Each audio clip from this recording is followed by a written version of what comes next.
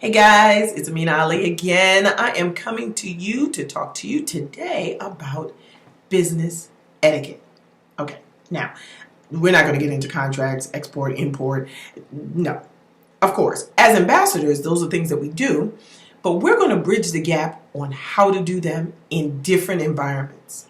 So you have to go to the negotiation table. You have to formally approve or disapprove. We're going to come to contractual terms. We're going to negotiate and renegotiate and maybe renegotiate again. But in it, we're going to come to an agreement so that we can better this work we do as humanitarians, correct?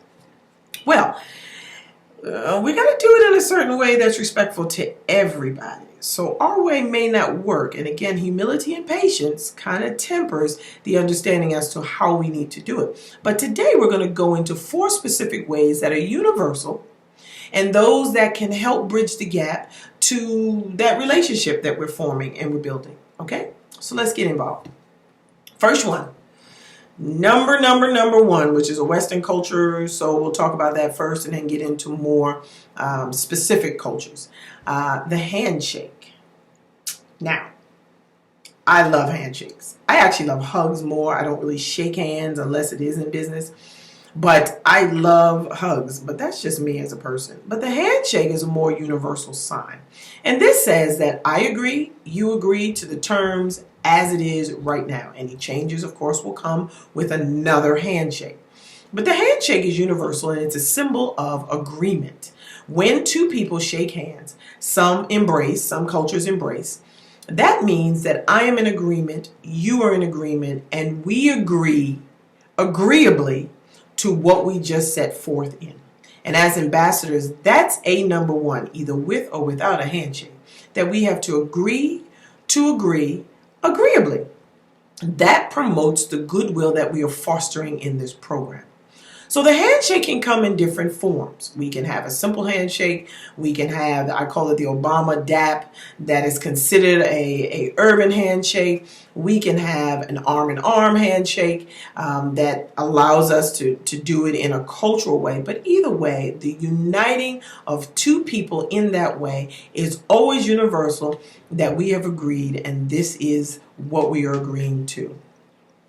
Next, we may have a business meeting, and this business meeting may be in, let's say, Japan or China. Now, as an ambassador, we have to, when in Rome, and we may need to go into a business meeting in a room that is sacred.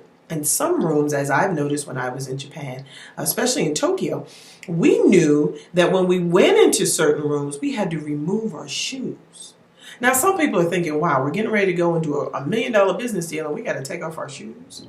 Well, I think that's a great cost of doing business, especially if you're relating to cultures that are different than yours.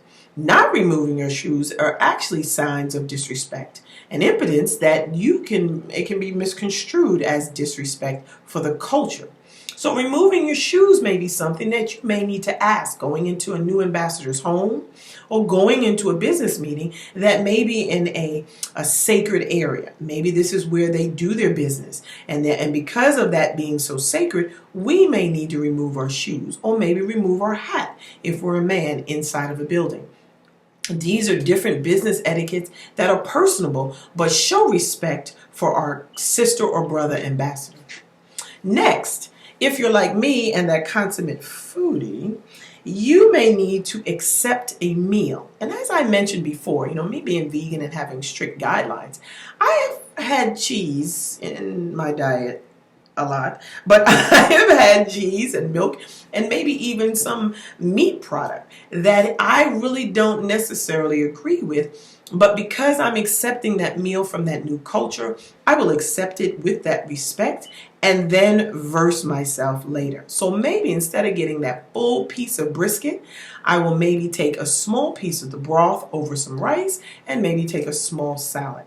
So that allows you to accept the meal without compromising who you are and allows them to feel like that acceptance of that meal is done in the complete respect that they are giving it to you in.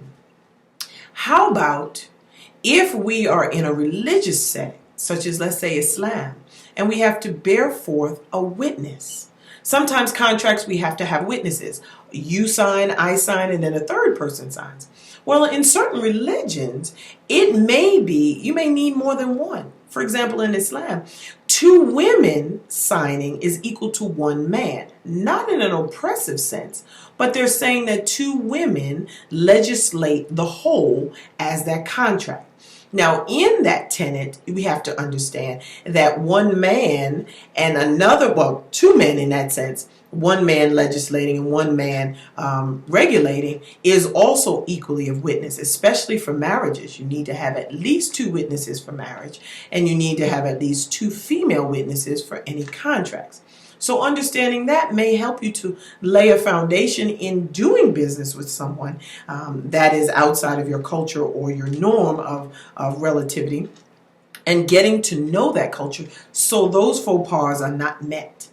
If you do that, that will show that the interest of gaining respect, keeping integrity, and maintaining the discipline of business ethics is of prime concern to you. That comes across as a great ambassador, and it shows that the respect is greater than being right. Until again, I hope that helps.